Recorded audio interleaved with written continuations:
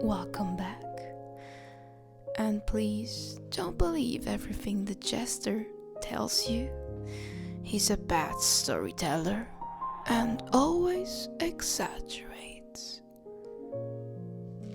A new story is about to begin, so now listen carefully. Rino was a normal boy, the most normal and simple you could imagine. Someone used to routines, to everyday patterns, to clean surfaces, and clothes always in perfect order. What he hated most was when something sudden, unexpected, unplanned happened. It was a day like any other. He woke up at 6:37, as he did every day, without an alarm, purely out of habit. He began getting ready, taking care not to wake up his little sister, who was still asleep. He went to the bathroom, and there, that day, something happened that he had not foreseen, something that should not have happened.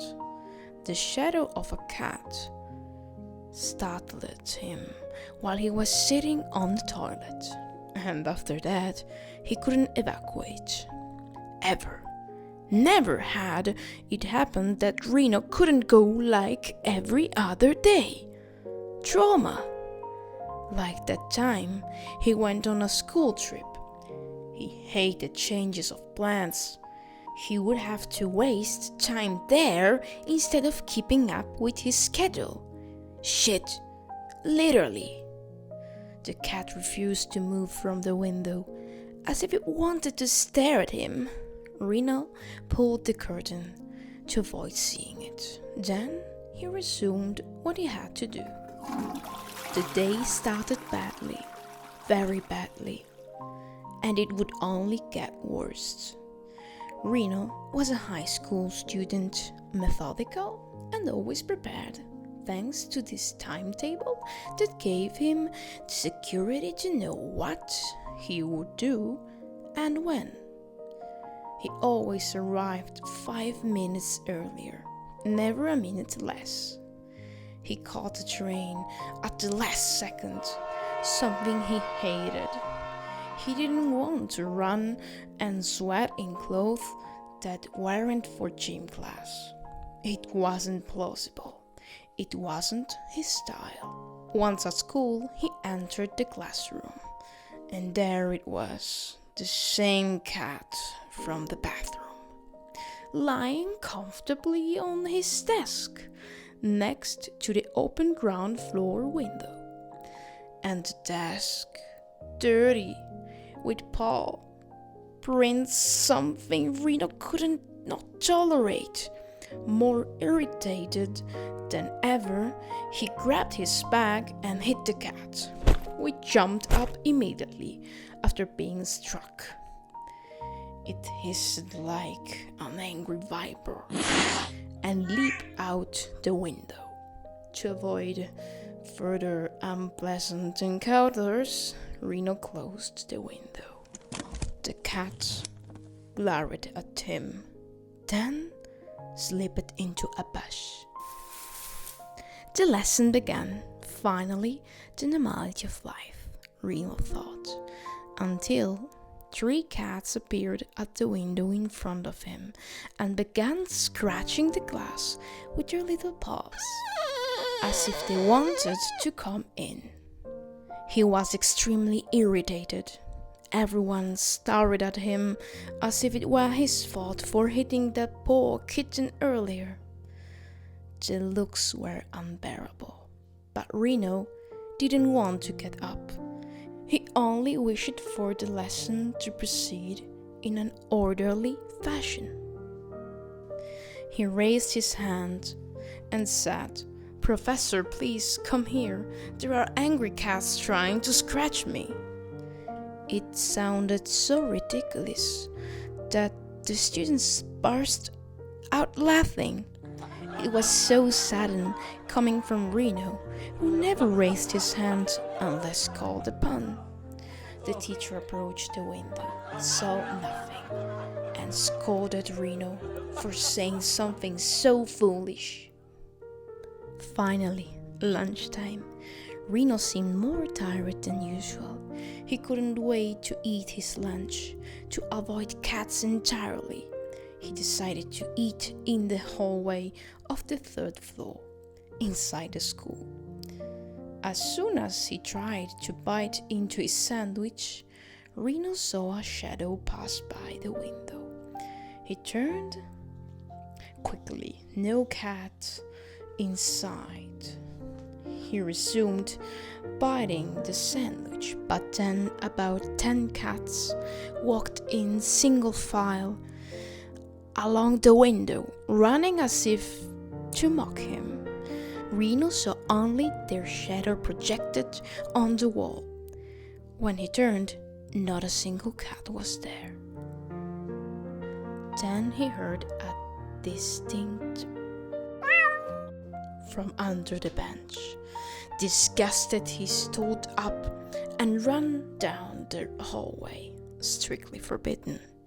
He ran without looking up ahead and crashed straight into the same teacher who had scolded him earlier. The teacher reprimanded him again and wrote a note for his parents in his diary. "Rino, you really don't know how to behave today. I don't recognize you." After that, he saw no more cats at school. Maybe they only wanted to punish him, he thought. The lesson went on boringly, just the way Rino liked it. He left school as usual, alone with a strangely satisfied expression. He took the panoramic train instead of the usual one, without even getting too irritated. He sat down calmly. Then an elderly lady got on. A bit peculiar, deep wrinkles, a bulldog-like mouth, and a magenta bowler hat with colorful feather and rose leaf flowers. She said, "Rino, Rino, where are you?" The boy stood up, feeling cold. "I'm Rino, ma'am, but I don't think I know you. Would you like me to give you my seat?" The lady squinted, trying to focus on him. Or maybe because of her nearsightedness. Then she said, "No, boy, Rino is my cat, a Maine Coon. I can't find him anywhere. He's tortoiseshell brown, with a cream-colored spot right in the middle of his head. And I'm not old. Sit down, you look tired." The description matched the cat that had destabilized him all day. The train stopped abruptly. Silence. Rino felt a strange sensation. He heard little Paul walking on the roof of the train. First light, distant, then more and more like a soft, continuous rain. The roof of the panoramic train became covered with a floating stream of cats, moving in harmony, like a natural and inexplicable phenomenon. No one seemed to notice, except Rino. It was enchanting, as if he were witnessing a secret event, as if reality had turned into a dream, so secret that only those who know how to look can truly see it. The cats ran towards the front of the train, as if saying, "Hurry home." Then Rino saw the cat with his same name. He stood up and said, "Ma'am, there he is. Do you see him? That's Rino." But the lady looked at him and said, "Who? I don't know anyone with that name. What a strange boy." Then she sat down with a huff and shooed him away from the seat with a flick of her hand. A service announcement followed. "We apologize to our passengers for the inconvenience. The train has experienced a brief malfunction and will resume shortly." Rino spent the rest of the trip standing, thinking. He finally reached the walkway leading to his house. He felt a strange sensation and stopped. Then it jumped out of the bush. Rino the cat. It leaped onto the low wall to be at the same height as the boy's face. They stared into each other's eyes. Rino gently stroked the cat. It purred softly and let out a small. It seemed to smile. Thought perhaps cats always smile.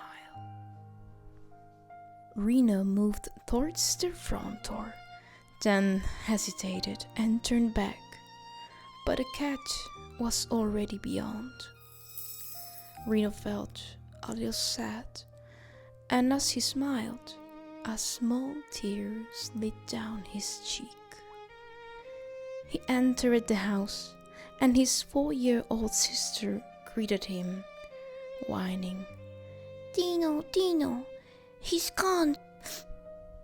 The boy hugged her and lifted her up with the same strange sadness in his heart.